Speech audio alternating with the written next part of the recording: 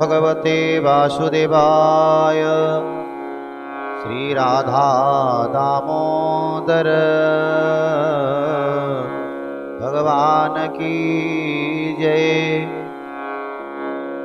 पवित्र कार्तिक मास सबुठारु पुण्यर मास, धर्मर मास। यही मासरे समस्ते धर्म करती। मुनि ऋषि देवता मानकर यही मासटी होउची पवित्र धर्म करिवार मास। तेणु कार्तिक मासरे आमे माने समस्ते प्रातः समय उठी स्नान करिबा, महास्नान।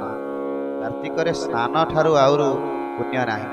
तेणु कार्तिक रे स्नान करिबा एवं तुलसी मातांकर पूजा करिबा, ता सहित हविषान्न ग्रहण करिबा एवं रात्र रे दीपदान करिबा, पुणी प्रभातर मंगल आरती दर्शन करिबा। कार्तिक मासरे एही पांचटी कथा अति गुरुत्वपूर्ण। ता मध्यरे भगवान विष्णुंकर कथा सुनिबा, विष्णु सहस्र नाम हो, श्रीमद् भागवत गीता हुंतु, भागवत हुंतु, कार्तिक महापुराण हुंतु।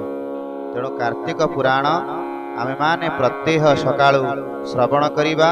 एही मातृकृपा ही केवल चैनल माध्यम रे प्रत्येक दिन 7टा समय रे आपण माने कार्तिक पुराण श्रवण करिवे। नमस्ते देव दामोदर जनाम शरण सोदर, अशेष ब्रह्मांडर नाथ, जार चरित पुण्य पथ, आरत जन परित्राण,